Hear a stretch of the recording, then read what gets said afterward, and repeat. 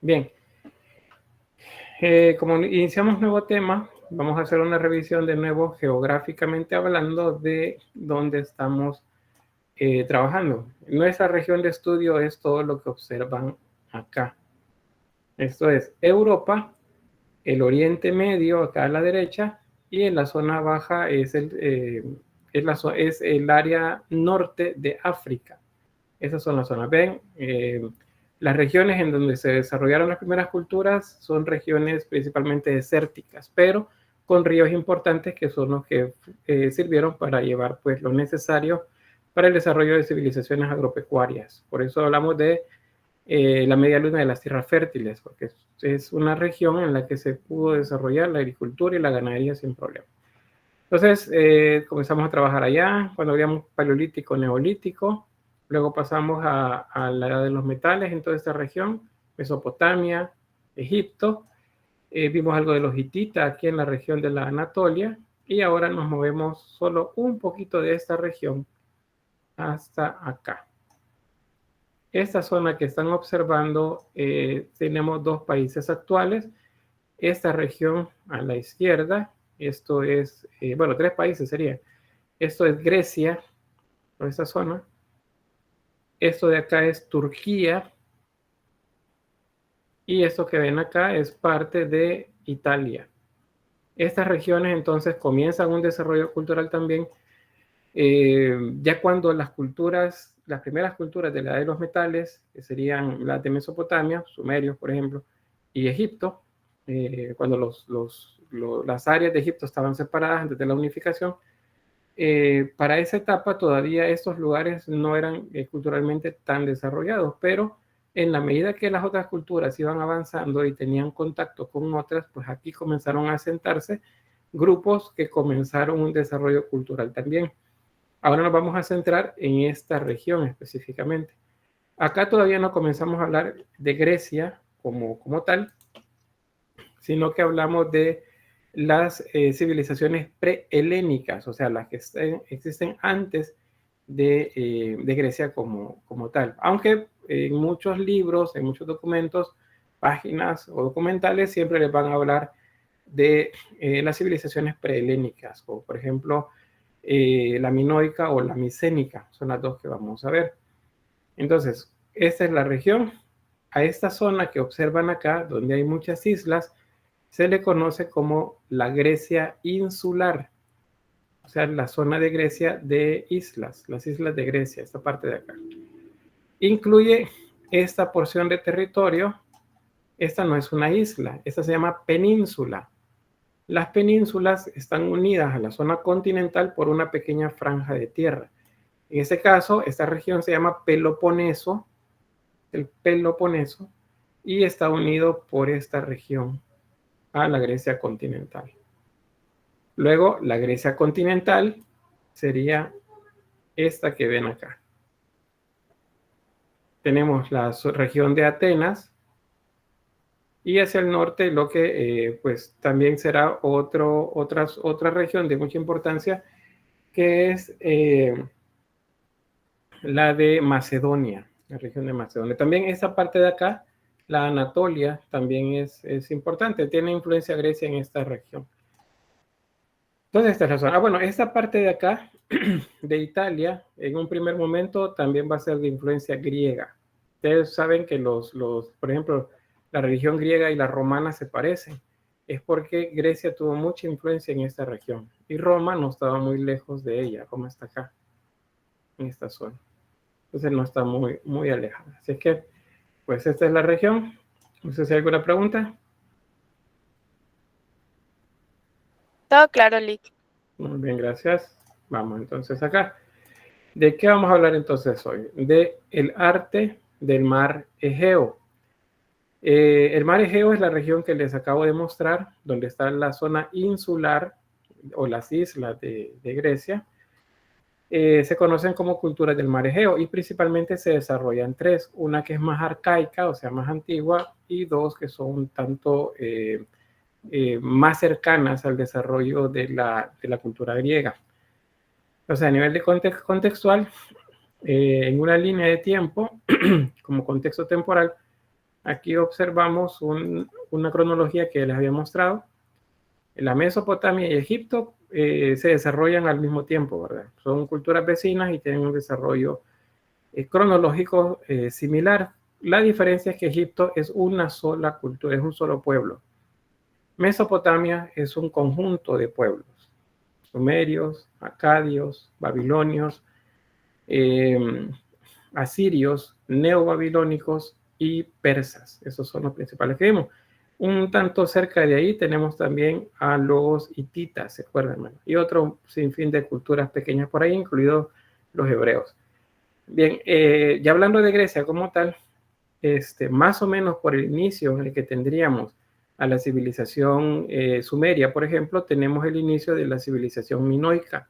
Esta entonces es bastante arcaica. En su origen se desarrollan en la parte insular. De alguna forma, pues ellos consiguieron navegar de isla a isla o de la costa a las islas y establecerse en esos lugares, lo que les permitió tener una vida agraria, pero también vinculada al mar. Ese periodo de tiempo más o menos son alrededor de 1600 años, es una cultura que por lo tanto se desarrolla bastante, y luego hay una etapa más que es la que se llama civilización micénica. Micena se desarrolla cerca de la región, ¿cómo se dice? De la zona continental de Grecia, pero como es un pueblo bélico, va a terminar por conquistar a la civilización minoica. Luego hay una etapa de alrededor de 300 años más o menos, a la que se le llama la época oscura. Esta es la llamada época oscura, entre 1150 a.C. al 800 a.C. ¿Por qué se le llama así? Porque en la región no hay desarrollo cultural importante o trascendente. Es como que si toda la región queda abandonada durante ese tiempo. ¿Qué se piensa que sucedió? Pues un cataclismo, una situación que hizo que la gente emigrara y pues se fuera lejos del lugar. ¿Qué se piensa que fue? Una erupción volcánica, porque toda esa región está llena de volcanes. Es una región, las islas, por ejemplo, son de origen volcánico en su mayoría. Luego de eso, hay una etapa en la que de nuevo comienzan a surgir pueblos en esa región y a eso ya propiamente se le llaman griegos. Hay una primera etapa, la que se llama Grecia arcaica, un segundo momento, que es la Grecia clásica, y el último, la helenística. La Grecia helenística es la que conquista a los persas y también es la que va a ser conquistada por los romanos. O sea, aquí ven cómo vamos juntando ya otras culturas, se van uniendo en una sola, que es luego la romana, que vamos a ver, y luego cómo, por ejemplo, las culturas griegas bajo dominio romano tienen una característica de ambas, eso se llama sincretismo, se mezclan. Bien, hasta ahí entonces con lo de la cronología.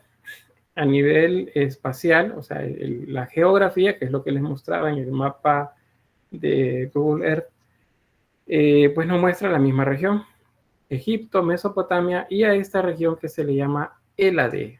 Esto apunten. A toda la región se le llama Hélade. Y es la región que corresponde a Grecia. ¿Ven que están cercanas? Bueno, de hecho aquí, durante parte del desarrollo de estas dos culturas grandes, tenemos a los hititas también acá. Tenemos al pueblo hebreo en esta zona de acá y bueno, moviéndose entre Mesopotamia y Egipto, porque es un pueblo que mucho de su desarrollo fue nómada. Y tenemos Roma también por acá. Son las zonas entonces de desarrollo de esta cultura. En este mapa también se les muestra, digamos, culturalmente cómo estaba dividido el mundo insular, la Grecia continental, la costa egea de Tracia. Egea es porque este mar, esta zona del mar que ven acá, se llama Egeo, es el mar Egeo. Por eso dice mundo insular del Egeo. Egeo es el mar, esta zona de la región. Aquí se les aparece ya con más detalle. ¿Ven? Mar Egeo, eso es. Si les digo dónde queda el mar Egeo, pues es la región donde está la Grecia insular. Esa parte que dice Asia Menor es la región de Anatolia, la actual Turquía. Esa de acá. El Peloponeso, tampoco se les debe olvidar, Peloponeso es esta región que ven en verde. Aquí se desarrolla la civilización micénica. Y en Creta se desarrolla la civilización cretense. Esta es la más importante de todas las que se desarrollan. Digo a nivel artístico, a nivel de importancia histórica pues son todas, pero a nivel artístico esta es la que mejor desarrolla el arte. Los micénicos de hecho lo que van a hacer es adoptar las técnicas de los cretenses cuando los van a conquistar. Aquí tienen entonces claves que deben manejar. Si yo les digo dónde está el mar Mediterráneo, deben saber señalarme el mar Mediterráneo, dónde está el mar Egeo, dónde está Creta y dónde está Micenas. Acuérdense, Creta es la isla más grande del archipiélago. Micenas es o se desarrolla en la región del Peloponeso. Estos mapas hay que manejar bien. Bien, ¿cómo son las costas en esta región? Pues tal cual como lo ven acá, son costas rocosas. Aquí en nuestro país, entre la zona del Puerto de la Libertad y Acajutla, por ejemplo, abundan las playas de origen volcánico. Son costas rocosas, ustedes han visto ahí, bueno, van a la zona del Tunco, por ejemplo, y hay muchas rocas ya en la parte de playa, pero siguen todavía más hacia el oriente y van a encontrar, occidente, perdón, más hacia el occidente y van a encontrar riscos prácticamente similares a estos que ven acá, similares a estos. Y bueno, eso no lo tenemos por acá, ¿verdad? Pero en esta región sí hay riscos como estos que ven aquí. ¿Ven? Es una zona muy turística actualmente. Todas estas zonas pues son destinos turísticos. No sé si conocen Santorini, la región de Santorini. Les voy a buscar acá.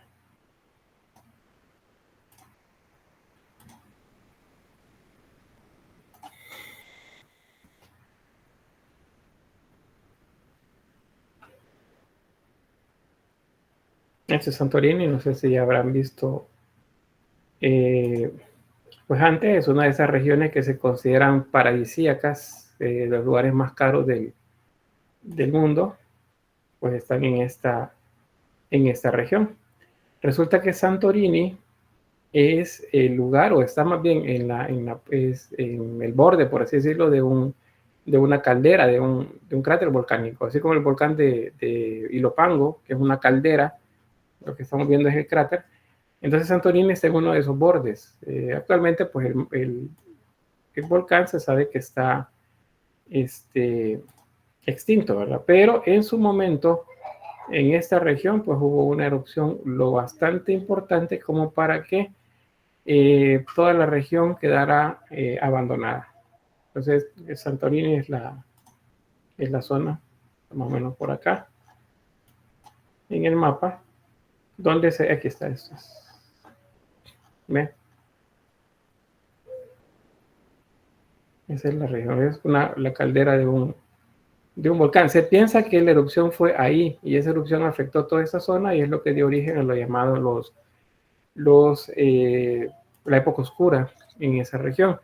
Ahora, esas costas no las perdamos de vista, porque más adelante, cuando estemos hablando ya propiamente de Grecia, nos va a ayudar a entender cómo se desarrollaban algunas cosas. Les pongo un ejemplo nada más y van a ver cómo todo tiene sentido. Los griegos desarrollaron un mito en el que unas aves con el busto y cabeza de mujer llamaban a los marinos iban en los barcos, iban pasando enfrente de las costas y entonces estas aves, estos pájaros, emitían unos cantos armoniosos que hipnotizaban a los marinos y los marinos entonces dirigían sus barcos hacia las costas. Cuando llegaban a estas costas que tenían estas características, entonces los barcos chocaban contra las rocas, hundían y morían los marinos. Muchos de ellos se decía pues, que eran devorados por estos seres alados. ¿Sí, Carolina? Es como la otra idea que se tiene también de las sirenas, ¿Cómo son las sirenas? similar. Decían, bueno, yo he leído también que las sirenas hacían lo mismo con lo del canto. Así llamaban a los marinos y ellos terminaban chocando, porque se dejaban llevar por la belleza y por el sonido de las voces. Muy bien, ¿cómo son las sirenas? Pues las sirenas, o sea, se idealizan con parte de pez y parte pues, humana, de mujer. Ahí vamos, No sé. vamos a ver así como en los concursos. No, lo que les acabo de describir, esos pájaros con busto y cabeza de mujer son las sirenas. Esos son las sirenas. Las sirenas no tienen cola de pez en el origen del mito. Las sirenas con cola de pez aparecen hasta cercana a la Edad Media. No hay antecedentes antes de sirenas con peces, con parte de pez, sino que son aves, son pájaros. ¿Alguien otra mano? Sí, Carolina. No, ya nada. Bueno, muy bien, gracias.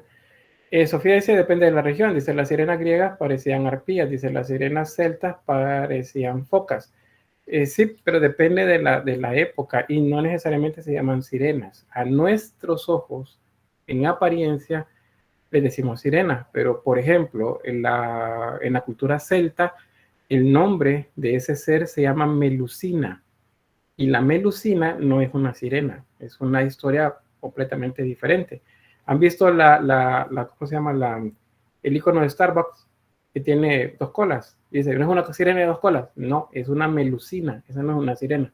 Entonces, son mitos diferentes. En apariencia parecen lo mismo, ¿verdad? Pero no es igual. Igual me dicen, mire, pero es que las aves con busto de cabeza de mujer son arpías. Sí, se ven iguales, pero las arpías están vinculadas a los bosques y a las montañas, no al mar. Ese mismo tipo de ser en el mar se llaman sirenas. Esas eran las sirenas. Entonces los mitos nacen de accidentes geográficos como estos. O sea, tienen parte de cierto y parte que serán de exageración y bueno, toda la riqueza del mito que se le agrega. Durante arpías, dice Adriana, bueno, ya les comentaba ahí, ¿verdad? Las arpías y las sirenas se ven iguales, pero las sirenas están vinculadas a las costas, al mar, y las arpías a los bosques y a las montañas. Por lo demás se ven como que iguales. Sofía dice, y las sirenas que creo que eran inglesas son mitad manatí, y sí, las celtas se llaman selkis es el otro nombre correcto también. Y no necesariamente están vinculados a los mitos, en apariencia se ven iguales. Y nosotros, después de, pónganle 2000, 3000 años de historia, lo que hemos hecho es mezclar todas las cosas. Es como los ángeles con alas, esos no existen. Pero dicen, no, pero ¿cómo? Que yo no consigo un ángel sin alas. Es porque así hemos crecido, así hemos aprendido. Pero en su origen, y ustedes que están en el área de las artes, deben tenerlo como muy, muy claro, porque eso tiene que ver con el arte. Y con el arte está vinculada las leyendas y todo lo demás. Bien, voy a avanzar de esto. Hablando de religión, por cierto, fíjense que en el origen en esta región, en el mar Egeo, no hay una claridad como si la hay en Egipto y en Mesopotamia de las divinidades en cuanto a la jerarquía, pero se sabe que hubo culto hacia diosas femeninas, equivalentes, por ejemplo, a Demeter y a Perséfone, que son diosas griegas. Es decir, una vinculada a la agricultura, recuerden otra vez, pues, la figura femenina enlazada con lo que nos da vida, con lo que nos alimenta. Y Perséfone, que sería diosa, dice, de los infiernos y de la cosecha. Vean, la diosa de los infiernos es porque se va a vincular con el dios Hades en la mitología griega. Pero básicamente es la diosa de las cosechas. Entonces, hay mucho culto en esta región hacia la divinidad femenina. ¿Y por qué? Cuando hablamos de esta cultura, que es la primera que vemos en la región, la de las Islas Cíclades, esto corresponde a un periodo que es como que acabamos de pasar la transición entre el neolítico y la edad de los metales. Entonces es una parte de la historia en la que todavía persiste mucho de las creencias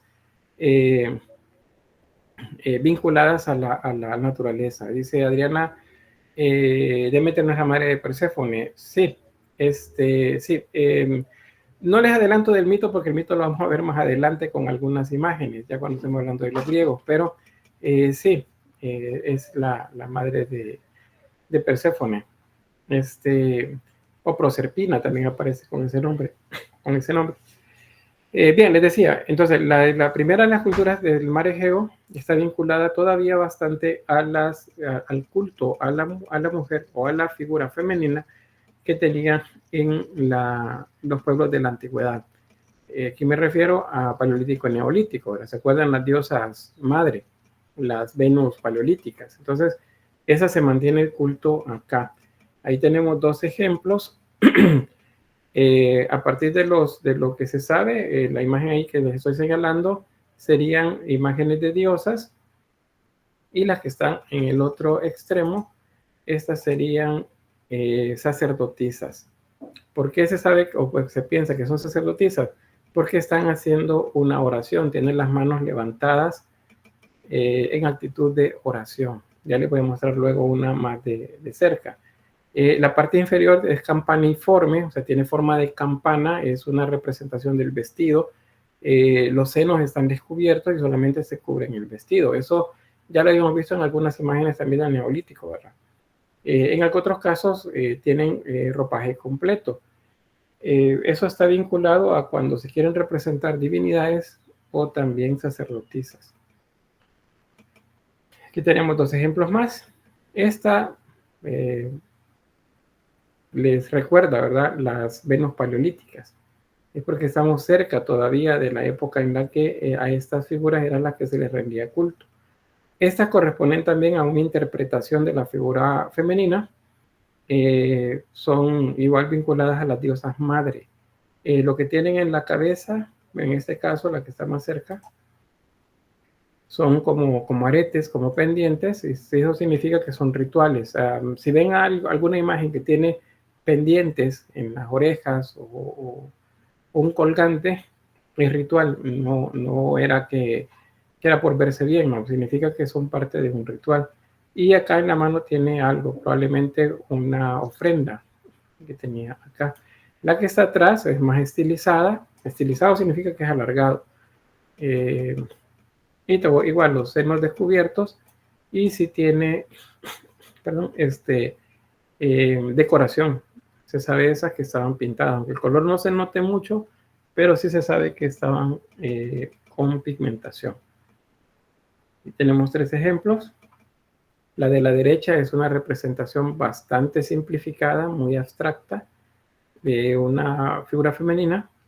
Vean cómo los brazos están colocados sobre el vientre, es decir, hay un énfasis sobre el vientre, eso es diosa madre. Esta es una orante, les decía, es una sacerdotisa, los senos descubiertos, la cintura hacia abajo en forma campaniforme, la representación de un vestido, y las manos pues levantadas en actitud de oración. Eso que tiene en la cabeza no son antenitas ni nada, sino que es un tocado ritual el que tiene ahí. Esta otra es una representación de una diosa madre. Esto que ven aquí, mire que eso parece foca. Es una interpretación pues de la figura humana. Es un bebé. Está sosteniendo a un bebé en brazos. Entonces significa que esto es representación de la diosa madre. Vean el ancho de las caderas también. Eso pues eso nos dice que es una representación de la diosa madre. Por eso es que el culto acá, en cuanto a representaciones, se considera que era Demeter y Perséfone, porque son vinculadas, la diosa de la agricultura y la diosa de las cosechas. Aquí es donde van naciendo esos mitos o esas ideas de culto ya más complejas. Todavía no lo van a hacer, pero lo van a hacer hasta en la época griega. Bien, entonces se pregunta si no pasamos al siguiente, que es el arte minoico. Este es el arte de las Islas Cícladas, acuérdense.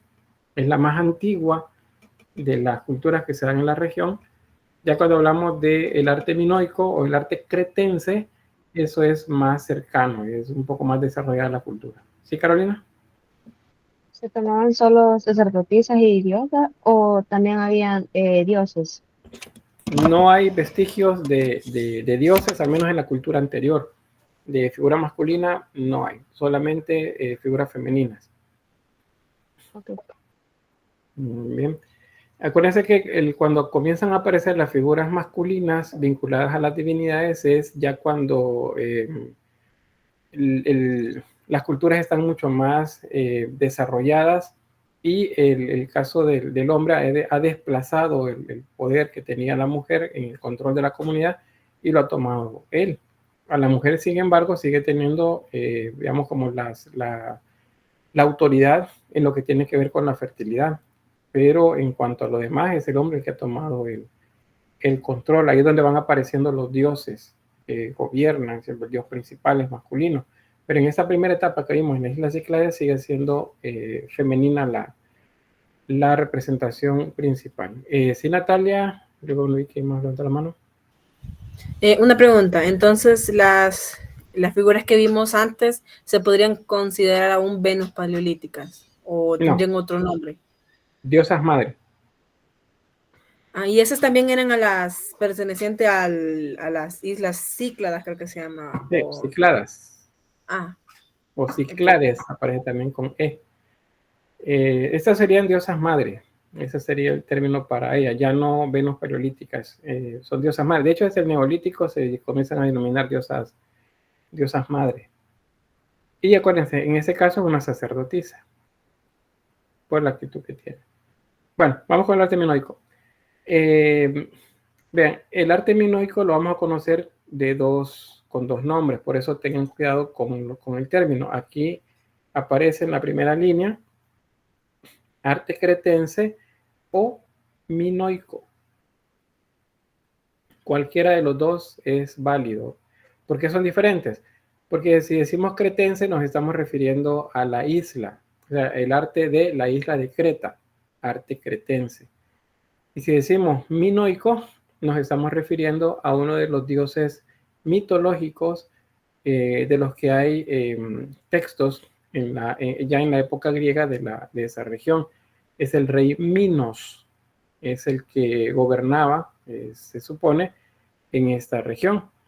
Como no hay tantos datos exactos históricos, entonces por eso se considera que son, ¿cómo se dice?, referencias mitológicas, y así se le llama, dioses mitológicos. Entonces, cretense nos referimos a la isla. Minoico nos referimos a uno de los dioses míticos de la región. Bueno, ahí está la época, siglo XVIII al siglo XIV a.C. Hay bastante, como les dijera, bastante que decir en cuanto a la arquitectura. Sin embargo, la mayoría está vinculado al arte palacial, o sea, eran palacios. Hay poco de la vida cotidiana. Se piensa que las casas estaban hechas de materiales perecederos como paja, madera, adobe probablemente, y entonces solamente las de piedra son las que han sobrevivido al paso del tiempo.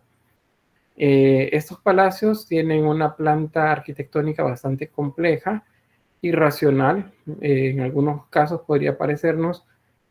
Cuando digo irracionales, por ejemplo, si ustedes están en una parte de su casa y tienen, por ejemplo, un cuarto a la par. Tienen un cuarto a la par y hay una puerta para que ustedes puedan entrar y salir. Entonces, imagínense esa puerta cerrada. ¿Y ahora cómo puedo hacer para entrar?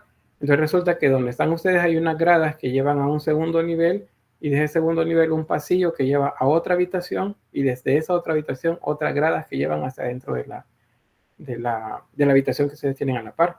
Entonces me parece irracional porque tengo que subir, dar vueltas y todo se soluciona con una puerta aquí a la par mía.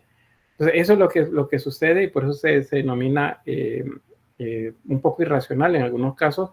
Dicen auténticos laberintos también, porque son muchos pasillos angostos, muchos de ellos son ciegos, eso significa que no llevan a ningún lugar. Entonces eso es lo complejo de este lugar. Hay dos palacios que se han encontrado principales, que son el de Nosos al norte y el de Festos en el sur. Son dos palacios pues muy importantes. En cuanto al arte, este arte es bastante desarrollado. van a ver ustedes similitudes con una de las culturas que hemos estudiado, y es lógico, pues eran vecinos. La temática está bastante vinculada al culto que rendían hacia los toros. Y dice, bueno, pero ¿qué los toros? Acuérdense que los toros eran sagrados para las culturas agrarias. Se consideraban una fuerza de la naturaleza que habían dominado y que les ayudaban pues para las cosechas y en muchos otros aspectos de la vida cotidiana. Por eso, por ejemplo, en Mesopotamia los reyes usaban coronas que tenían cuernos. Bien, aparte de eso, aquí sí encontramos vestigios de escritura. Es una escritura primitiva, silábica. Se conocen como lineal A y lineal B. La primera, que es la que están observando acá, el lineal A, es la más antigua y correspondían pues a signos elaborados sobre la superficie de barro. Era como marcas, como si estuvieran haciendo ustedes marcas con las que llevan el conteo de algo. Luego tenemos el lineal B. Este es más tardío y también un poco más complejo. Ya son signos que nos recuerdan ya un poco más la escritura griega como tal que vamos a conocer. Es decir, esta no es ni cuneiforme ni tampoco es jeroglífica. Ese es un tipo de escritura diferente. Formaban las líneas como lo observan ahí y luego se colocaban los signos correspondientes a lo que ellos querían marcar. ¿Para qué servía? Al menos lo que se ha encontrado, pues era para marcar productos. Eso ya creo que les había mencionado en otras culturas, ¿verdad? Como algunas de Mesopotamia. Colocaban tablillas, por ejemplo, como esta que ven acá arriba. Una tablilla de barro con signos que decía qué es lo que contenía, por ejemplo, una ánfora o un jarrón. En ese caso, esta ánfora tiene ahí escrito datos sobre el contenido y el destino del producto que iba en el lugar. Es decir, que eso le servía para marcar lo que estaban empaquetando pues, y vendiendo también. Ese es el uso que tenía el lineal A y el lineal B, que son dos tipos de escritura primitiva. Hay dos periodos para el desarrollo del arte en esta región. El primero le llamamos cretense, es el referido o minoico, ¿verdad? Es el del auge de la cultura que se desarrolla en la isla mayor del archipiélago. Y luego tenemos el periodo micénico o miceno, donde la cultura micénica es la que va a conquistar a la anterior y va a convertir prácticamente todas las áreas que antes eran cretenses en micénicas. Militarmente, Micenas conquista Creta, pero culturalmente y artísticamente podríamos decir que sucedió al revés, porque los micénicos lo que hicieron fue adoptar prácticamente técnicas y diseños que tenían ya los cretenses, con la diferencia pues que la temática es bastante opuesta, porque en Creta vamos a encontrar arte vinculado a la vida cotidiana y en Micena vamos a encontrar arte vinculado a la guerra. ¿Preguntas acá?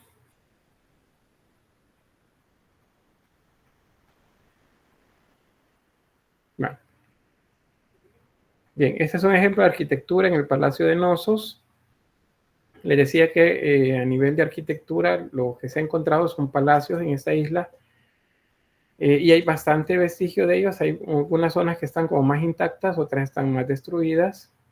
Vean, esos son los cimientos. Utilizaban bastante piedra, mármol en algunos casos, toba es otro tipo de piedra que utilizaban. La toba es una piedra bastante dura, pero un poco liviana.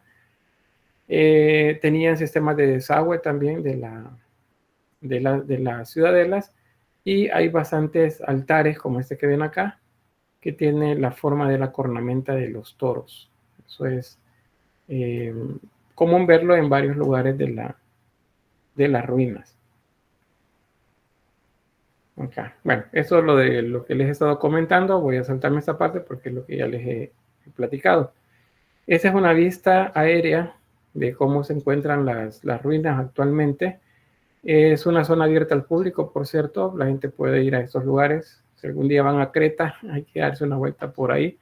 De hecho, creo que podemos llegar. Vamos a ver.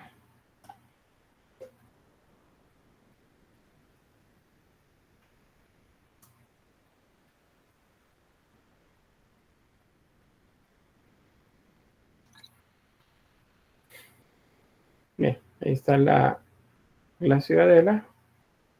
Vean, alrededor todo eso son viñedos actualmente. Creo que aquí está. Bien. ¿Sí? No. Bien, acá está entonces la vista. Bueno, si notan, es una zona alta del terreno. Está como una pequeña colina. Y eso es porque utilizaban las inclinaciones de las colinas para hacer los diferentes niveles de los edificios. Les muestro acá. ¿Ve? Así es como se pudo haber visto en su momento de mayor esplendor. Actualmente, pues es solamente unas ruinas que podemos observar. Déjenme ver. Vean, con esto ustedes ahí, cuando tengan su chancecito, vayan a darse una vuelta ahí a los diferentes sitios que hemos estado estudiando. Vean, podemos entrar a las ruinas. Bueno, ahí lo que más se ven, si se fijan, son cimientos.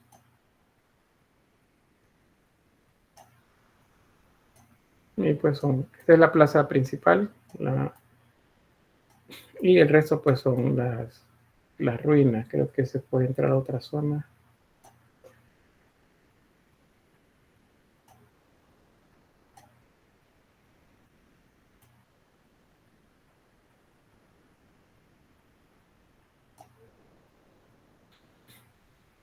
No, aquí estamos adentro. Bueno, ahí pueden ver las zonas selladas. Algunas reconstrucciones, son reconstrucciones, por cierto. Para mostrar pues cómo eran. Ven que las zonas se ven como muy oscuras. Fíjense que no toda la parte palacial es como esta. Hay unas zonas en las que están,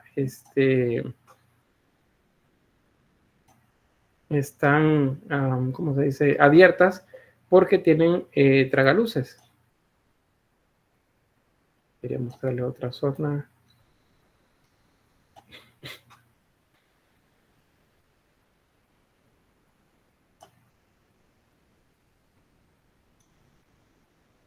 Bien, ahí podemos ver los diferentes niveles. Esto, bueno, ven ustedes la piedra ahí, ¿verdad? Pero eso todo estaba repellado y sobre el repello tenía pintura.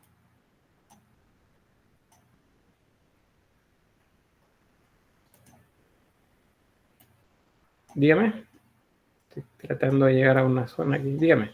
Lick, una pregunta. En este caso, ¿dónde era la zona donde más construían los palacios o donde más han encontrado los vestigios?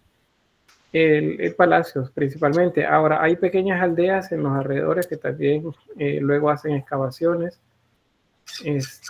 pero no son tan...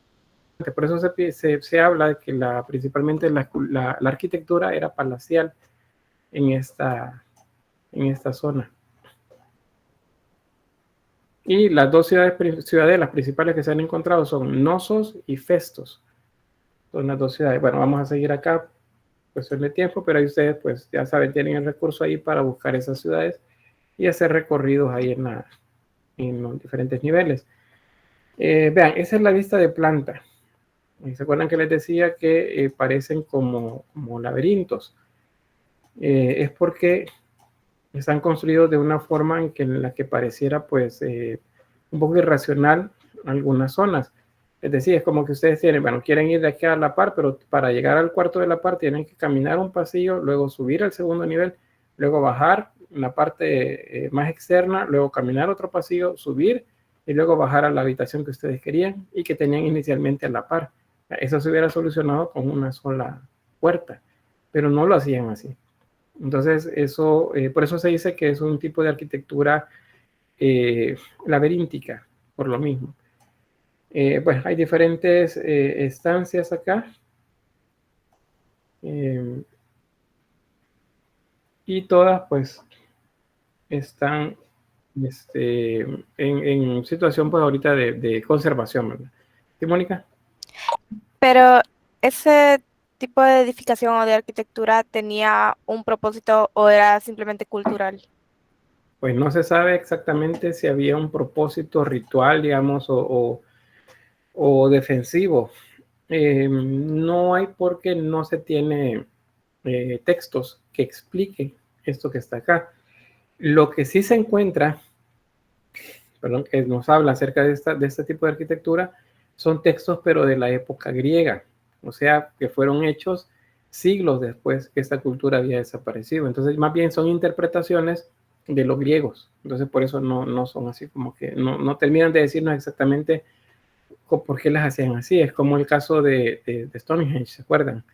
En Inglaterra. Está ahí, una explicación es porque es un calendario, es alineado con ciertos eventos solares durante el año, pero pues texto que nos diga exactamente por qué se hizo ahí, es de esa forma y exactamente qué es lo que se veneraba, no lo hay. Entonces, propiamente pues no podríamos dar una sola respuesta para esto. Bien, no sé si hay alguna pregunta. ¿Qué ejemplos? Un dato también, bueno, ahí está, esto quería que vieran. Vieron, uno de los pasillos que les mostré son como muy oscuros. Bueno, ahí tenemos allá, es como si estuvimos en la parte externa. Pero hay algunas partes de los edificios en los que existen estas aberturas en el techo que estaban en los diferentes niveles. Eso era para que la luz solar ingresara y pudiera iluminar toda la zona. Perdón, a eso se le llaman tragaluces. Y básicamente servían para dar un tanto de iluminación. Y bueno, pero si llovía, ¿qué pasaba? O si había algún evento climático ahí, pues los edificios estaban acondicionados para que el agua no se acumulara, sino que el agua se evacuara. Les mostré en las primeras imágenes un desagüe. Entonces, estaban bastante avanzados a nivel de arquitectura para poder realizar ese tipo de construcciones. Y si se fijan, todos eran completamente decorados. Había pintura en prácticamente todas partes. Ahí solamente pues porque hay zonas que están ya muy deterioradas, pero en general siempre vamos a encontrar alguna zona donde hay decoración. Esta otra más. Los altares que ya les mencionaba, el culto al toro es bastante importante acá. No hay un nombre, al menos parece en esta cultura, para una divinidad que sea representada como un toro. De esta cultura no la hay, pero se sabe que rendían culto a la figura del toro. Y sí hay representaciones de animales fantásticos también, como por ejemplo en esta sala, por cierto, es la sala del trono. Este es el trono donde estaba, si existió el rey Minos, pues en esta zona era donde él gobernaba, desde donde él gobernaba. Se considera el trono más antiguo de toda Europa. O sea, no hay en Europa un trono que se haya encontrado que sea más antiguo que este. Si se fijan, a los lados lo que tenemos son imágenes de grifos. Y los grifos, ya sabemos, pues tienen su origen en la Mesopotamia. Entonces, ¿qué están haciendo aquí? Pues nos habla de un contacto cultural en la que se asimilaron algunas de estas formas también como genios protectores para en este caso, pues el rey, porque es el que estaba en este lugar. Y lo demás es decoración, bastante decoración en las paredes. Los tonos que tienen que ver con el hierro, como el mineral del cual se extraían, son principalmente rojizos, ocres, amarillos, aunque hay también azules y verdes, pero en menor cantidad. Bien, este trono entonces de piedra, alrededor, si se fijan, hay lugares para que se sienten los que seguramente aconsejaban la clase sacerdotal, por ejemplo, o sus líderes militares. junto con el rey. Y esto de acá en el centro es un brasero. Los braseros son depósitos en los que se colocaba madera, se ponía a quemar, luego cuando ya estaban las brasas, pues se dejaba ahí para calentar la estancia. Y este es un diagrama que muestra pues cómo se pudo haber visto la ciudadela desde la plaza principal. Aquí están los tragaluces que les mencionaba. Y acá se ve otro al fondo. Y acá, si se fijan, es como una, ¿cómo llaman esto? Como una fiesta en la que están, bueno, aquí no sé, tal vez no alcanzan a ver, pero este es un toro que está lanzando por el aire a un acróbata.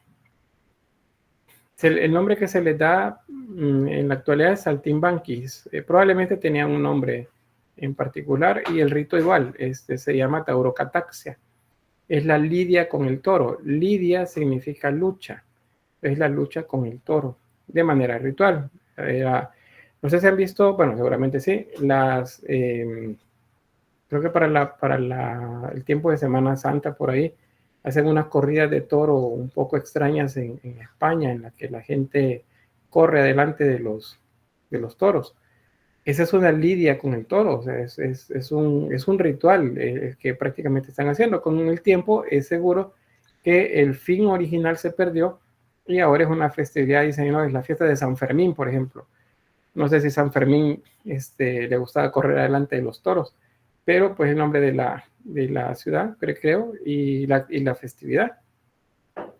Y ustedes ven ahí, pues hacen una corrida en la que cierran algunas calles y la gente corre adelante del toro tratando de que no lo golpee. En este caso, ya vamos a ver, hay unos murales que dejaron constancia pues del tipo de ritual que hacían. Eso ya a través de la pintura. ¿Hay alguna pregunta sobre arquitectura antes de pasar a la pintura? ¿Sí, Carolina? Lick, yo tenía una duda. Bien. Bueno, más bien era con lo de los periodos y los pueblos. Cuando hablamos de como de Cretense y Sinai, creo que era el otro, nos referimos a periodos, ajá, o a pueblos. Porque creo que Cretense se dividía con Nosos, creo que era el otro. No, o sea, son dos culturas que le dan nombre a dos periodos. La primera es la cretense o minoica, esa es la primera. Y ese primer periodo se llama cretense o minoico, o sea, es el nombre, y es el nombre de la cultura que tenía mayor importancia en la región. Más hacia el occidente se estaba desarrollando otra cultura pequeña, pero bélica, o sea, bueno para las artes de la guerra, que se llama micénica, porque tenía como ciudad más importante una ciudad que se llama Micenas. Micenas estaba en una colina, por cierto, tenía también una posición estratégica, y ellos conquistaron Creta. Entonces, y fueron los dueños, por así decirlo, de la región esa del mar, el mar Egeo. A ese segundo periodo se le llama micenaico o micénico, porque se refiere a la cultura que estaba gobernando. No sé si estamos bien. Sí, gracias.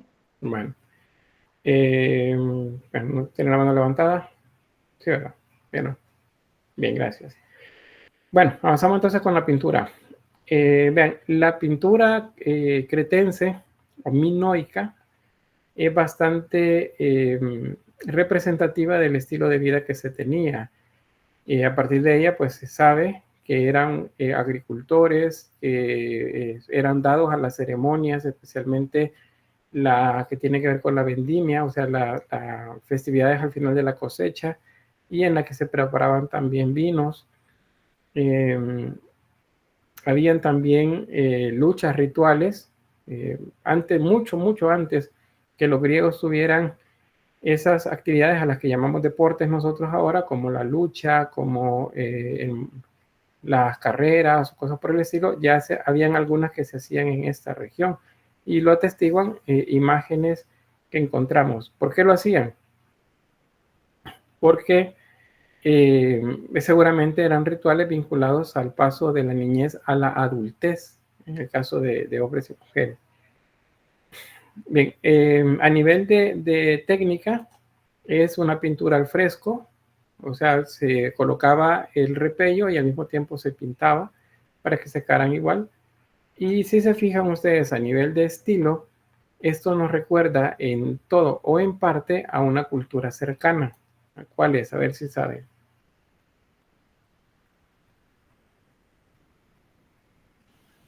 Pues a mí me parece un poquito a la egipcia, por los vestidos y también por los colores que tienen.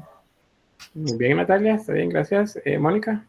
Lo mismo iba a decir, egipcia por más que todo el color característico y también que estamos hablando de que están siempre en juxtaposición. La zona de las piernas, bien. Eso también es un poco de Mesopotamia. También Sofía dice egipcia, dice por la manera interesante de dibujar a las personas. Quizás ahí lo que hace falta en las participaciones es hablar acerca de la disposición de la figura humana. Esa es las caderas de perfil y las piernas de perfil, eso es egipcio.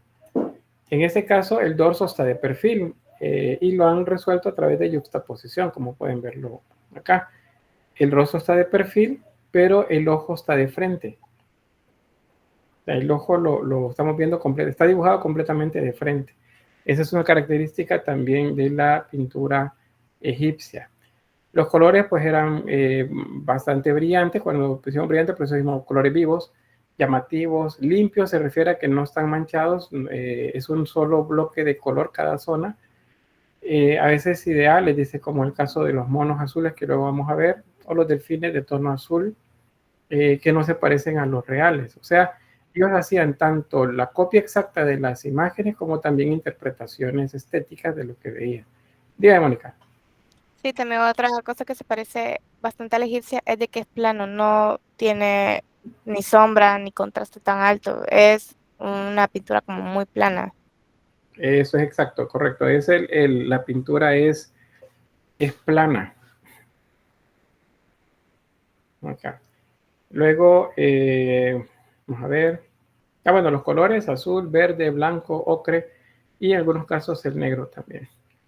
Aquí tenemos otra imagen. Vean en este caso el rostro de perfil, el dorso de frente, las caderas de perfil y las piernas de perfil. Eso es clara influencia egipcia.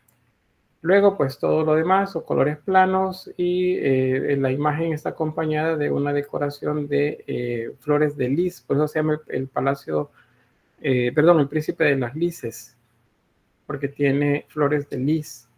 Acá, la flor de lis es el lirio, ese es el nombre. Los pugilistas, es lo que les mencionaba acerca de actividades en las que pues eventualmente con el paso de los siglos pasan a ser deportes ya en nuestra época. Estos son pequeños boxeadores, son niños que están golpeándose y tienen una mano con guante y una mano sin guante. Probablemente habían reglas pues, que seguir para el desarrollo de estas actividades. Otro dato sobre la restauración de estas pinturas es que las zonas oscuras que observan acá en la pintura son originales. Las partes claras son pinturas que se han reconstruido, o sea, son pinturas actuales, pero que gracias a los trozos que habían de las diferentes partes del cuerpo permiten crear pues la idea de la figura, como eran en su momento de mayor esplendor. Otro sobre la vida diaria, tenemos un pescador. El producto de la pesca pues lleva en las manos, cabeza de perfil, hombros de frente, caderas y piernas de perfil. Eso es esa perspectiva quebrada que ya los egipcios hacían. Bien, eso es una interpretación bastante estética y se considera también uno de los ejemplos más antiguos de búsqueda de la representación de la profundidad. Si observan bien en la imagen, estos que son delfines, por cierto, los 5 que aparecen en primer plano se ven efectivamente adelante de los que están atrás, y los que están atrás tienen mientras más se alejan o se hacen más pequeños, tienen menos resolución técnica. Los de primer plano, por ejemplo, están delineados, tienen una presencia en color mucho mayor.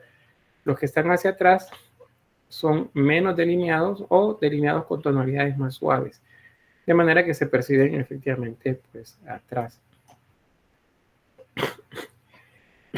Estos están ubicados en el que se llama el gineceo de la reina. El gineceo de la reina era como las habitaciones de descanso de la reina. Y pues tiene dos tipos de decoración, por cierto. Esta que ven acá sería como la más reciente, y abajo tiene otra más. Eso significa que se trabajó o se pintó en diversas ocasiones el palacio. Estas serían las últimas pinturas en el lugar. La taurocataxia que ya les mencionaba, si hubiera una manera de explicar la imagen, lo que hacían era que el toro venía corriendo y entonces uno de esos, vamos a decir la acróbata, saltimbanquis le llaman también, un saltimbanquis es un acróbata de hecho, tomaba al toro por los cuernos y lo detenía mientras otro personaje saltaba encima de él, tocaba los hombros, vamos haciendo como una pirueta, luego se empujaba y caía a los brazos de otro acróbata que lo estaba esperando del otro lado, o sea, detrás de donde iba corriendo el toro. Estos eran rituales, no eran diversión, o al menos así se interpreta. Hay varias de estos, no solamente pinturas, sino esta es como la más importante y más completa, pero también en esculturas en barro se encuentran imágenes similares a estas. Pueden ver aquí que igual que la otra pintura que les mostraba, las zonas oscuras son las regiones originales del mural y las zonas con tonos más suaves son las reconstrucciones que se han hecho de la pintura.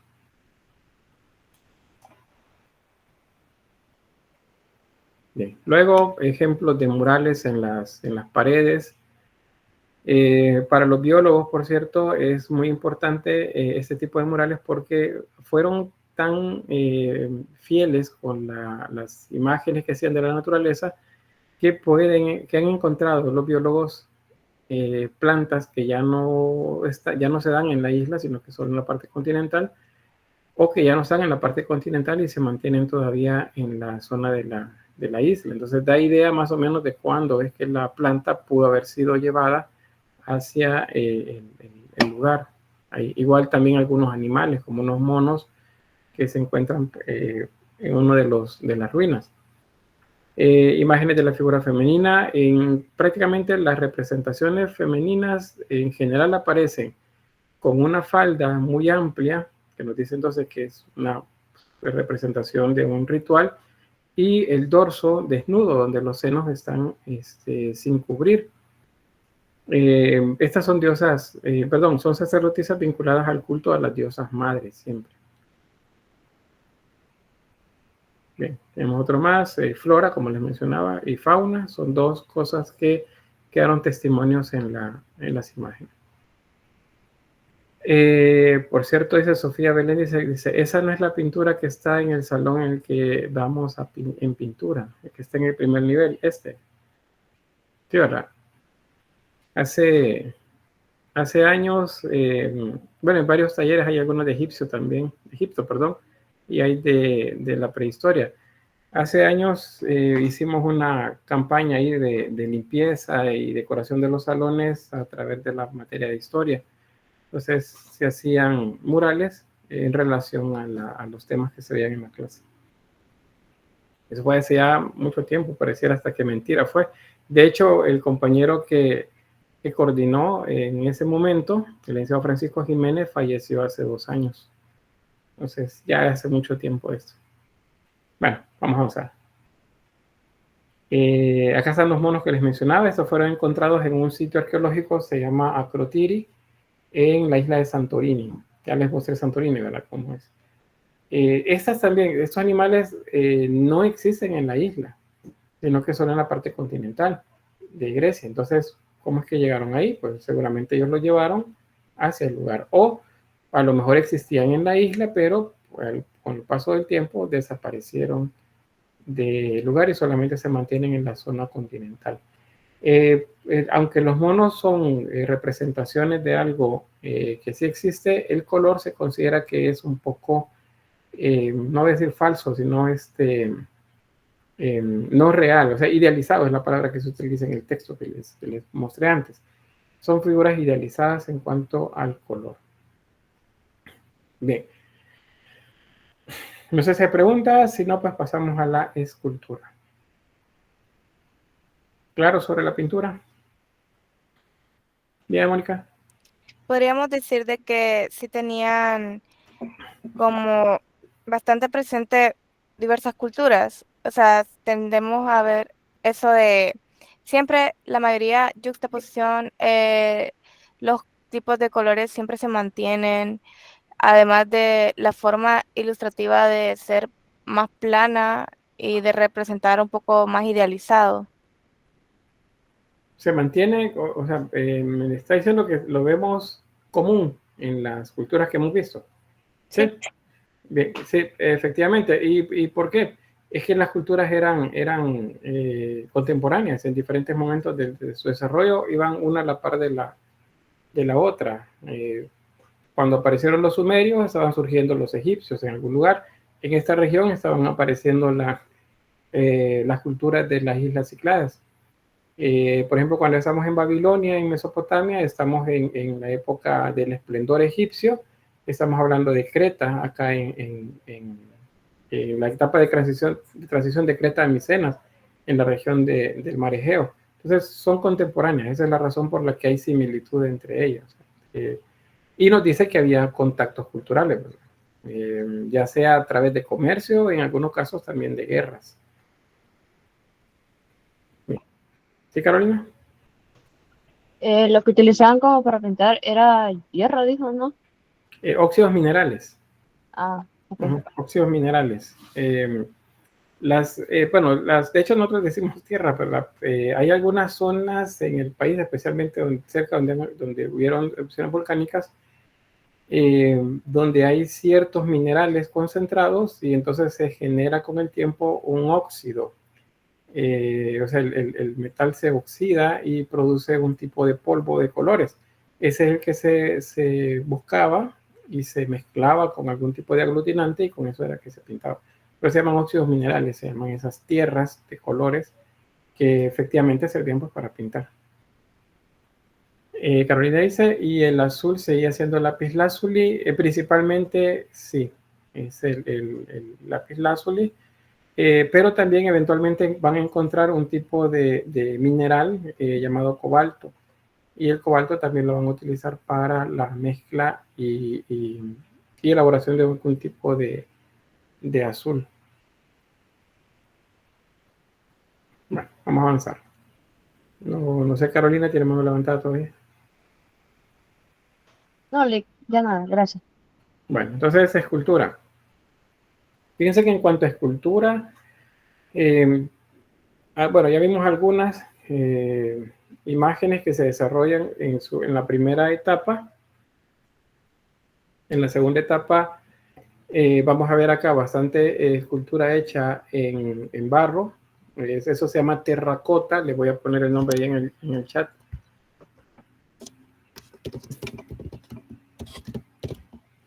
La terracota es básicamente tierra cocida, esa sería la traducción. Pero en el arte, cuando decimos terracota, nos estamos refiriendo a una escultura hecha en barro. O sea, no es un jarrón, no es una taza, no es un plato, no es algo utilitario, sino que si decimos terracota es cerámica, pero escultórica. ¿Está claro eso? Sí, ¿verdad? Creo que sí. Sí. Muy bien.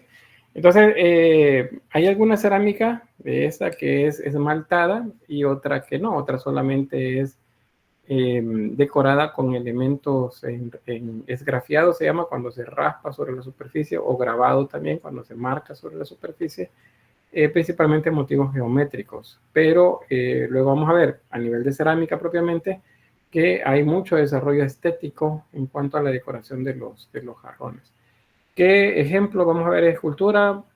Pues las sacerdotisas vinculadas a la fertilidad, a esas las vamos a llamar diosas serpientes, y también las cabezas de toro, o elementos que simbolizan la cornamenta de los toros.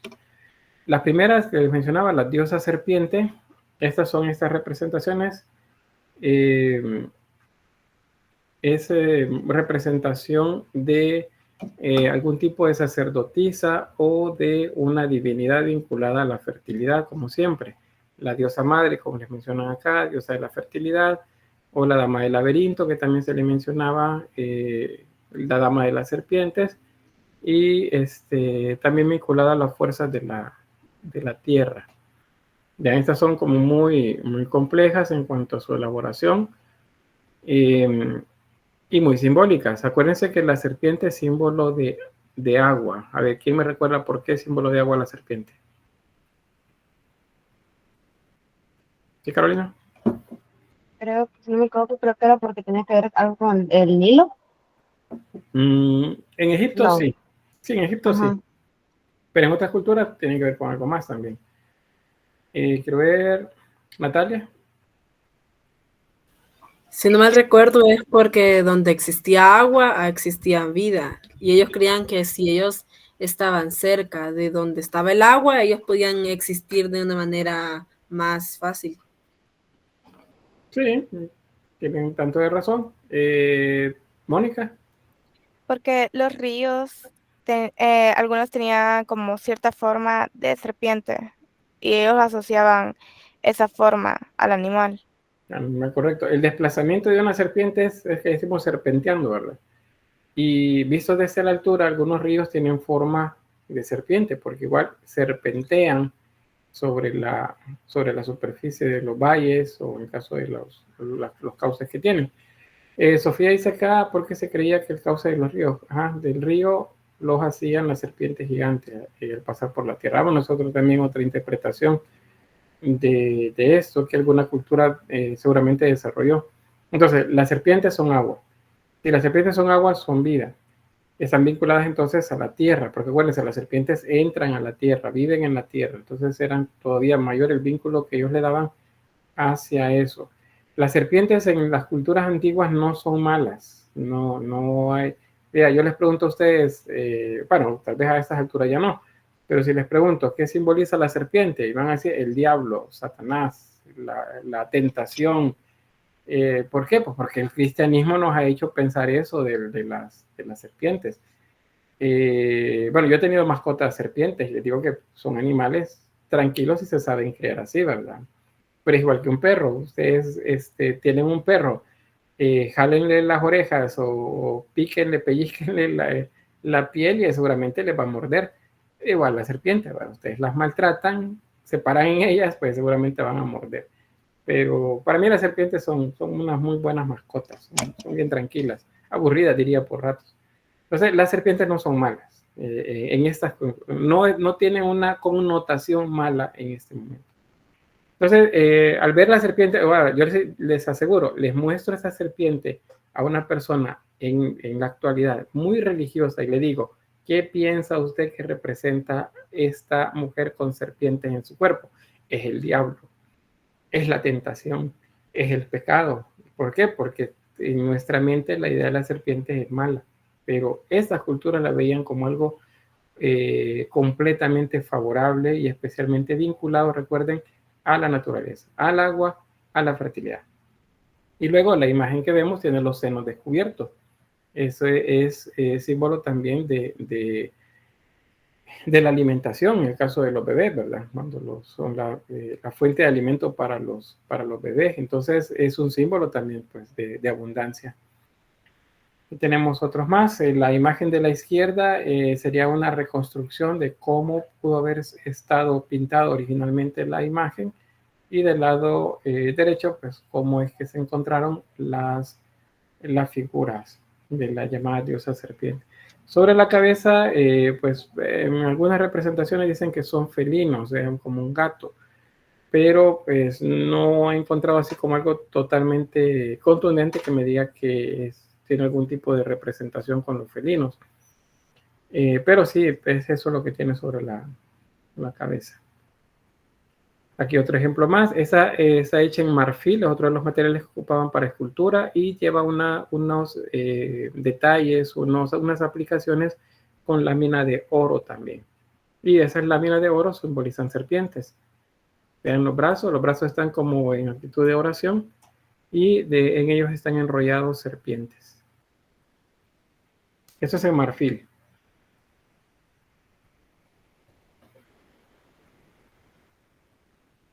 Luego, otros tipos de imágenes que se desarrollan bastante son las cabezas de toro.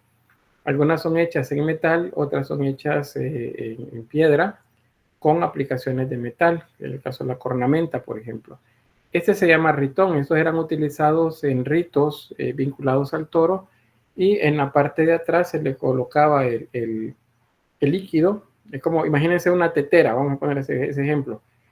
Hay un depósito por el que ustedes agregan el líquido y luego lo cierran, lo tapan. Pero si ustedes quieren luego repartir ese líquido en tazas, por ejemplo, o en copas, entonces ustedes lo mueven y en el dispensador, ahí hay un tubito que permite que el líquido salga.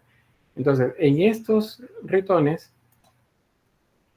aquí atrás estaba el lugar donde se colocaba el líquido, pudo haber sido vino, y luego por la boca salía. Entonces, cuando ustedes o alguien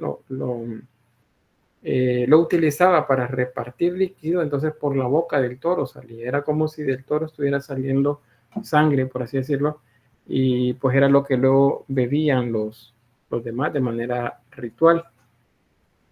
Hay muchas cabezas de toro en diferentes lugares, aparte de toros completos, como los que veíamos en la Taurocataxia.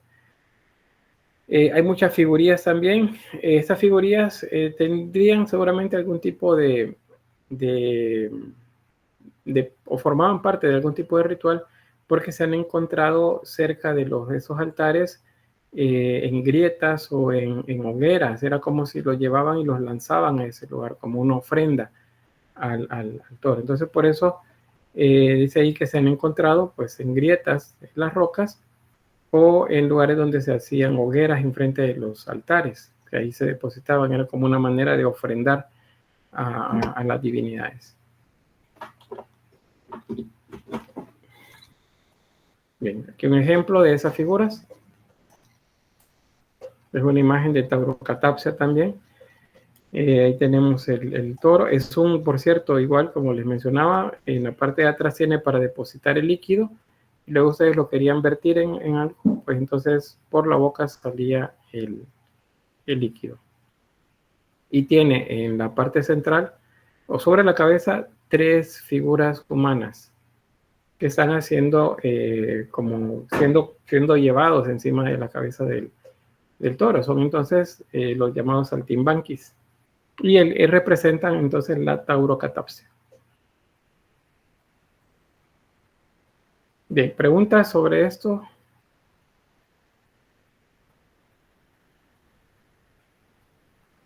De mi parte todo claro, Lick. Muy bien, gracias. Bien. La cerámica. Bien, la cerámica para las culturas que ya vimos en Mesopotamia, en Egipto, hubo un desarrollo bastante grande, importante en cuanto a la manera de desarrollar las técnicas, porque lograron desarrollar cerámica que llevaba solamente una quema y otras que llevaban hasta 2 quemas, porque le agregaban encima un material vitrificador, o sea que se convertía en vidrio encima, es el llamado esmalte. Entonces, esos esmaltes eran parte de la decoración que se hacía luego de haber aprendido a dominar también el fuego de los hornos de la cerámica. La cerámica es polícroma acá en la región. Hay un nombre que se le da y es el de camares. Fue encontrado cerca de unas cuevas que hay por un lugar llamado Camares. Y el nombre se refiere a los calamares. es la figura de los calamares, y de hecho la decoración hace bastante referencia a los calamares. Ahí tenemos ejemplo. En los tres, que corresponden a periodos diferentes, pero en los tres tenemos siempre la misma imagen de calamares. Vean este. Tenemos, es un octópodo, estrellas, algunas cosas que parecieran como si fueran arrecifes, también caracoles. En este caso, un pájaro que está llevando en medio de sus garras un pez. Acá, ha clavado las garras y va volando. Puede ser una ave rapaz de las que viven cerca de los mares y que se dedican pues a obtener su comida del lugar. Bien, también otro detalle sobre esta cerámica es que la lograron hacer bastante delgada también. Es muy delgada, el tipo de material es bastante bueno porque soporta la temperatura y se lograba obtener imágenes o figuras más bien bastante fuertes y al mismo tiempo delgadas. Hay una cronología, esa les va a quedar ahí para que la revisen despacio.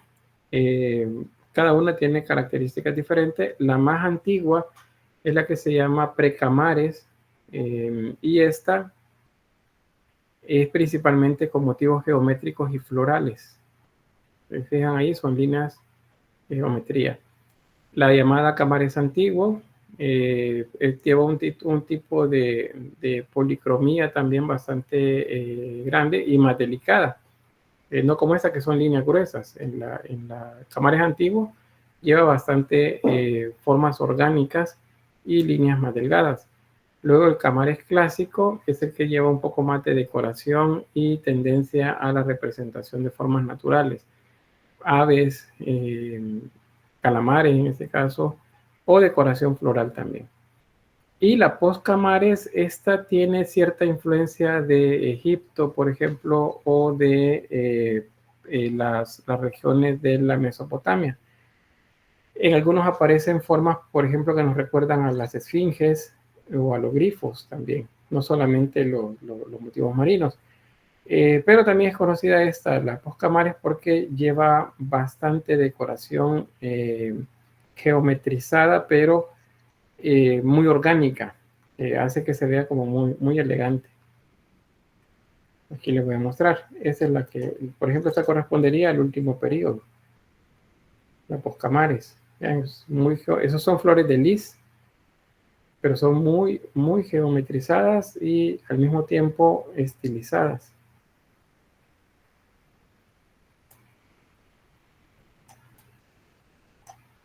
Esta también. Son formas muy estilizadas. Y son siempre flores de lis. Este sería el estilo floral. Y el estilo camares, el estilo marino de la cerámica camares hace referencia a todo lo proveniente del mar.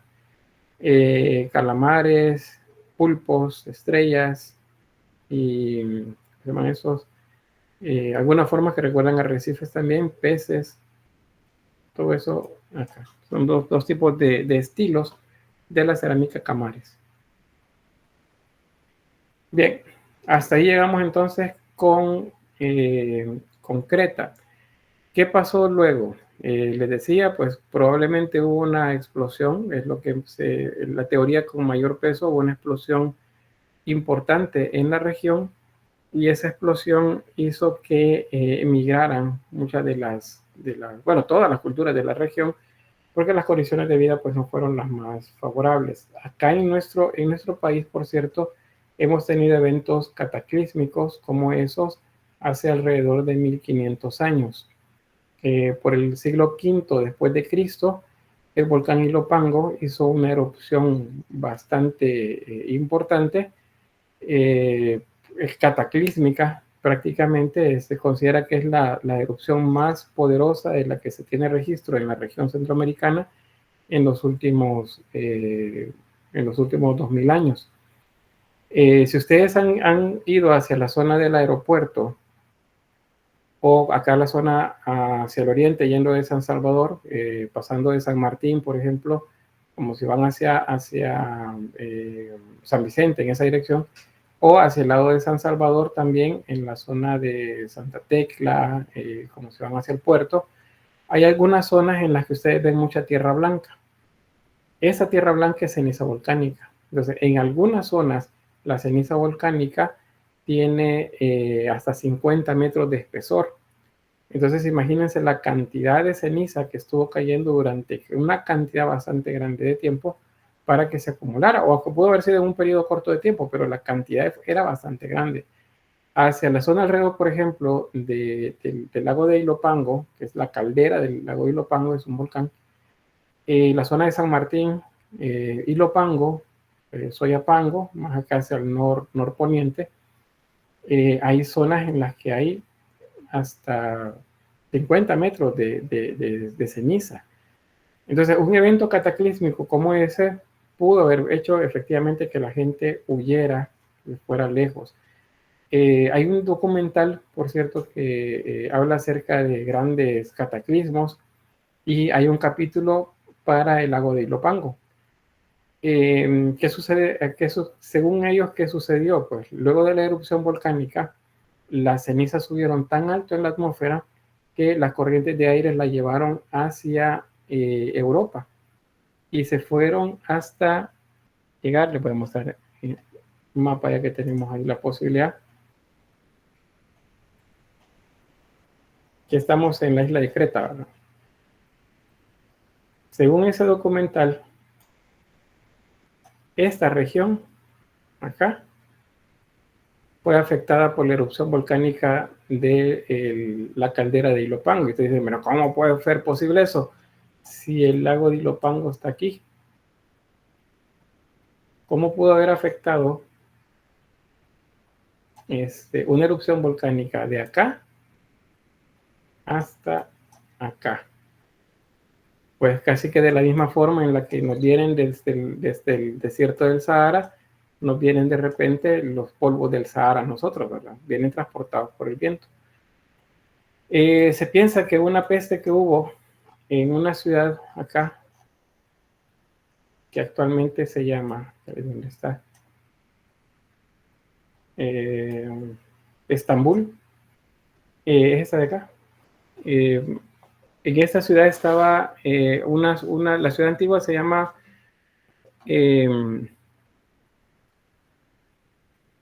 Bizancio.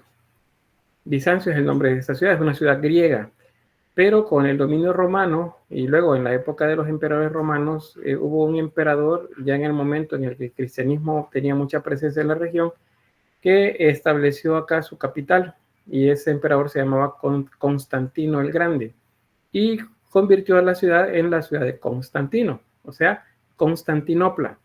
Entonces, Constantinopla es la ciudad que se vio afectada por unas enfermedades respiratorias, y el cielo, dicen, se oscureció, no a quedar completamente oscuro, pero sí perdió bastante claridad el cielo producto de unas nubes que se posaron sobre la ciudad. Lo que se sabe, o la teoría actualmente, es que hay más de un 70% de probabilidades que la ceniza del volcán Ilopango llegó hasta esta zona. Y eso provocó las pestes ahí. Entonces, no es difícil pensar que una erupción volcánica de Santorini, acá, vean, tiene la forma de un volcán, de una caldera. Bueno, de hecho hay muchas más que tienen forma de calderas. Afectó a toda esta región. Entonces todos migraron, se fueron, se alejaron. Ahí es donde tiene sentido algunas de las historias que se cuentan en el Antiguo Testamento para quienes son como muy religiosos. Una de las plagas de Egipto es fuego cayendo del cielo, una erupción volcánica. Otra de las historias del Antiguo Testamento que sucede en esta región, por acá, es la destrucción de las ciudades de Sodoma y Gomorra. también el fuego cayendo del cielo. Entonces, muchos hacen relación con los mitos o los relatos bíblicos que hablan acerca de fuego cayendo del cielo vinculados a una gran erupción volcánica de esta región, porque es la zona donde hay más probabilidades, dado que es geológicamente bastante inestable. Acá. Entonces, ven ahí como toda una cosa va juntándose con otra y va dando así como explicaciones a muchas de las cosas que luego surgen con esos relatos que conocemos. Les voy a buscar el enlace y se lo voy a poner en el aula, perdón, en el grupo de Facebook, por si quieren ver ese documental del volcán Ilopango. Fíjense que hay algo interesante ahí, voy a saltarme acá, este es un paréntesis, ¿no? Así que el profesor comenzó hablando de una cosa y terminó con otra. Que no es raro que suceda, por cierto. Pero fíjense que es interesante que en esta zona, vamos a ir, vean, esta es la caldera del volcán Ilopango, o lago de Ilopango, como lo conocemos. Todas estas regiones, estas zonas que ven acá, pues están cubiertas de ceniza volcánica, todo lo que ven por ahí. Son hasta 50 metros de espesor. Hace 2 años, más o menos, como por agosto, creo, de hace 2 años, del 2022, en esta zona de acá, déjenme ver, por acá. Sí, por acá. Ese es un río, el río Arenal, es un río de agua sucia y es un lugar de donde las personas pues utilizaban para sacar arena, acá. Si se fijan, todo lo que está ahí alrededor, que se ve así como tierra blanca, pues son arenales. Fíjense que con eso de que ya no habían pandillas en la zona, pues la gente pudo movilizarse de mejor manera acá. Y un docente de letras de un instituto privado de nuestro país reportó que le habían dicho en una de estas zonas, por acá o por acá, a ver, acá creo que es, o aquí. Bueno, pero en una de estas zonas, él le habían dicho que habían unas cosas raras, habían como unas casas que estaban sepultadas. Es el río Pacún, le llaman a esta zona, ¿cierto? Y resulta que él se fue, buscó, entró a esta zona y encontró que efectivamente habían sepultado por hasta 25, 30 metros o más de ceniza volcánica o tierra blanca, unas estructuras. La base, más las casas, el techo de las casas, por cierto, la palma con la que estaba cubierta todavía estaba ahí, y otra estructura colapsada, o sea, como un pequeño ranchito que se había colapsado, y abajo de él, ahí se podía ver amontonado maíz y algunas semillas que algunos suponen es cacao y otros suponen que también puede haber jocote, porque hay semillas por ahí. Pero cacao y maíz se encontró en esta zona. Entonces, luego comenzaron, como fue mucha bulla la que se hizo, comenzó la gente pretendiendo encontrar oro, supongo, en estas zonas. El tesoro es cultural, ¿verdad? No es que va a haber oro en los lugares. Entonces comenzaron a saquearlo. Luego cerraron toda esta zona. En algún momento, esto pues va a ser abierto al público. Ojalá lo intervengan. Y esta sería una segunda joya de Serén para nosotros. Eso nos convertiría en el único país de toda la región en la que hay vestigios de cómo vivía la gente común, porque ustedes ven en México, ven en Guatemala, ven en Honduras que hay grandes construcciones, palacios, templos, pero nadie tiene cómo vivía la gente común. Y nosotros sí lo tenemos, es joya de Serén, por eso es patrimonio de la humanidad, no hay en ningún otro lugar. Y resulta que acá encontramos uno más. Tiene relación, fíjense, con el video ese que les digo de la erupción del volcán. Solo que el video es años antes de este descubrimiento. Pero pues tiene sentido luego de verlo, cómo puede haber sucedido. Imagínense qué es lo que no puede estar sepultado abajo de todo esto. Entonces, ahí pues el dato. Cierro paréntesis y volvemos con la cerámica. Bien, tenemos 12 minutos todavía por acá y eso es aprovechable todavía, así es que solo vamos a ir a algo. Les decía, luego de esa gran erupción volcánica que se cree sucedió, el lugar se abandonó. Entonces, cuando se abandona el lugar, comienzan entonces a surgir, más bien cuando se comienza a repoblar luego de 300 años, 400 años la zona, comienzan a surgir incógnitas, porque los pueblos griegos comienzan a navegar la zona y resulta que llegan a la isla. Y llegan a una isla en la que encuentran muchas cabezas de toro, muchos altares dedicados a los toros, muchas figuras de toros, pinturas de toros en las paredes, y encuentran un tipo de arquitectura que para ellos es irracional. Los griegos son muy racionales en cuanto a cómo construyen, o sea, hacen todo muy ordenado y con función. En este caso no les parece que las cosas sean de esa manera. Entonces comienzan a buscarle una explicación a esto. Esto parece un dédalo para ellos. Un dédalo es un laberinto. Y resulta que hay toros ahí. ¿Y qué pudo haber pasado? Pues seguramente dijeron, bueno, expliquémoslo. ¿Y de qué manera se explica? Con el mito del Minotauro. A ver, ¿quién sabe sobre el mito del Minotauro? ¿Qué me cuentan? ¿Qué pasó ahí? ¿Qué, Sofía? Hola, Lick, ¿me oye? Hola, hola, sí le escucho. A ver, creo haber escuchado sobre eso en alguna ocasión. Y si no estoy mal, es que en ese momento como que el rey Minos, era como muy violento o algo así. No me acuerdo muy bien de esa parte, pero como castigo lo habían convertido en Minotauro. Entonces, si no me equivoco fue Hércules, pero podría estar mal con respecto al héroe que fue. Pero se supone que lo tenía que encontrar en el laberinto y cuando lo encontraba lo decapitaba. Entonces por eso tenían las cabezas de toro por todos lados. Muy bien. Fíjese que digamos que es un sí y no. Sí, parte sí, sí, parte no. No es extraño, no le digo, mire, eso no es cierto, porque lo que sucede es que hay muchas variantes de los mitos.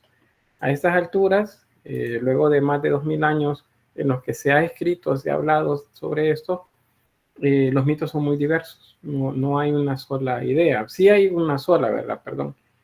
O sea, sí hay una sola explicación y está en una teogonía, en un libro que escribió un filósofo, pero en la actualidad los mitos son bien variados. Podemos dar muchas explicaciones, pero sí y no en cuanto a lo que me mencionaba. Bueno, por acá dice, Nicole dice, el Minotauro resultó ser un monstruo salvaje que a medida que crecía se hacía todavía más salvaje. Bien, ¿qué más? ¿Qué más sabemos? Vean, los mitos son bien complejos y un mito nos une con otro y nos lleva a otro y así. No es solo uno. Pero bien, vamos a ir entonces por cuestión de tiempo. Fíjense que los dioses ya en periodo griego, eso tiene que quedar bien, bien claro. El mito es griego, no es cretense. Los cretenses fueron la cultura que quedó olvidada luego que la conquista de los micenos, quedó olvidado. Pero cuando los griegos comenzaron a explorar, encontraron el lugar y entonces ellos buscaron una explicación. Según esa explicación, pues resulta que el rey Minos, ese rey que les decía que es una leyenda, pues él hizo algo que no le gustó a Poseidón. Poseidón es el dios de los mares. Y entonces él envía un castigo y ese castigo es un toro, dado que habían fiestas ahí, habían actividades relacionadas con los toros, envió un toro para que hiciera desastres en el lugar. Ese mito, por cierto, tiene que ver con otro que tiene que ver con Hércules, quizás por eso ahí lo que mencionó la compañera. Uno de los trabajos de Hércules es atrapar al toro de Creta. Es uno de los trabajos que tienen que hacer. Pero ese es un mito un poco alejado de lo de este momento. Resulta que el toro entonces fue enviado como castigo. Y el dios Poseidón hizo, digamos que embrujó, encantó a la reina, a Pasífae, que es la esposa de Minos, para que se enamorara del toro. Y entonces ella, enamorada del toro, mandó a hacer una vaca de metal, una escultura de una vaca, y luego ella se metió dentro de la vaca para que el toro copulara con ella. y ella quedó embarazada. En esa versión del mito, el producto de esa unión antinatural entre un humano y un animal, pues fue un monstruo. Fue un monstruo. En Grecia, en la mitología griega, todos los que van a ser monstruos son mezclas, son uniones entre un animal y un ser humano. No van a encontrar ustedes un dios que tiene cabeza de animal y cuerpo de humano. Todos los dioses griegos tienen forma humana, son antropoformes, tienen forma de seres humanos. Si tienen cabeza de animal o tienen una parte de un animal, es un monstruo. Eso es seguro en la mitología griega. Entonces, este era un monstruo. Desde pequeño, como dice, muy salvaje, muy violento. Entonces, idearon que lo debían de esconder en un lugar y atraparlo ahí. Y mandaron a construir con un arquitecto que se llama Dédalo. Dédalo es un sinónimo para laberinto, por cierto, pero digamos, Dédalo es un arquitecto e inventor. Él construye el laberinto y luego meten al Minotauro ahí. Pero como el rey Minos no quería que nadie supiera cómo salir, y Dédalo y su hijo Ícaro lo sabía, entonces pues manda a encerrar a Dédalo también en el lugar para que se lo comiera el Minotauro. Sin embargo, él, como era inventor, pues con unas varas por ahí, unas plumas, construyó unas alas y uniéndolas con cera, logró hacer que volaran él y su hijo. Y una vez que escaparon del laberinto, a Ícaro le gustó volar, seguir volando. Entonces su padre le dijo que no lo hiciera, pero él dijo que él quería volar muy alto. Entonces le dijo, la recomendación del padre fue de Dédalo, no te acerques mucho al sol, a Helios, porque se va a enojar, se va a ofender, ni muy cerca del mar, porque también se va a ofender Poseidón. Pero él no hizo caso, se acercó mucho a Helios y Helios, enojado, hizo que se derritiera la cera con la que estaban unidas las alas, y entonces cae y se mató. Y a esa región del mundo se le llama Mar de Ícaro. ¿Ve? Hay otra explicación. Recuerden, los griegos van a buscarle darle una explicación a cualquier cosa. Entonces, es la explicación por qué el mar se llama así. Luego, siempre con el mito. Resulta que efectivamente se dice que había un tributo que pagarle a la isla de Creta para que ellos no soltaran al Minotauro que estaba en el laberinto. Entonces, los pueblos tributarios, entre esos los griegos, ahora ven, los griegos se meten ellos mismos en el mito, ellos tenían que estar entregando jóvenes. Entonces, un joven, el hijo del rey Egeo, que se llama Teseo, Teseo con T, no Perseo, Perseo es otro. Teseo le dice que quiere ir y destruir al Minotauro. Y él le dice, no, ¿cómo lo va a hacer? Pues, si todos los que van mueren, pues él dice que lo va a hacer. Entonces su padre nada más le recomienda que como va a ir y él va a quedarse muy preocupado y es su hijo y no quiere que le pase nada, que le avise a la distancia si ha ganado la batalla. Entonces le dice que cambie el color de las velas, de las telas que utiliza el velero para navegar. Teseo va, llega al lugar, hay un par de actividades ahí que hacen, no voy a hacer muy largo el cuento, pero él logra, con la ayuda de Ariadne, me parece que es el nombre de la hija del rey Minos, logra salir, que es lo que le da un bollo de hilo, y él va dejando el rastro por donde entró, mata al Minotauro y luego sale, y luego se lleva a Ariadna.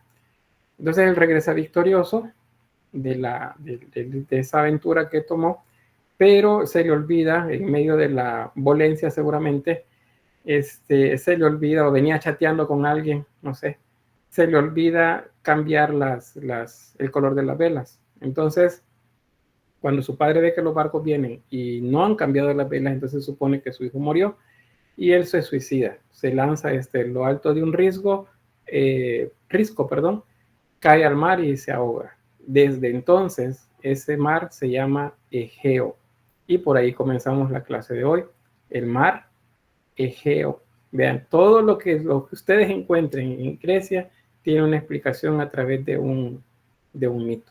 Entonces, les queda de tarea irnos familiarizando con mitos. Si no les gusta la mitología griega, un punto menos en la clase.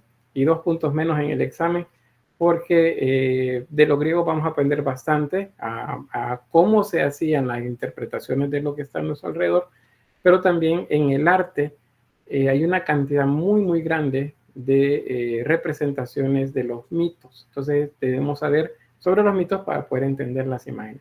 Ahora ustedes ya han entendido el mito del Minotauro, probablemente ya conocían versiones, no les puedo decir, miren, están equivocados, ni me pueden decir que yo estoy equivocado, porque a estas alturas hay muchas versiones de cada mito. Más adelante vamos a ver la teogonía, y sí vamos a ver quién tiene la razón con algunos mitos, pero a este punto, pues, los mitos son muy, muy variantes. Y esa es la explicación por acá.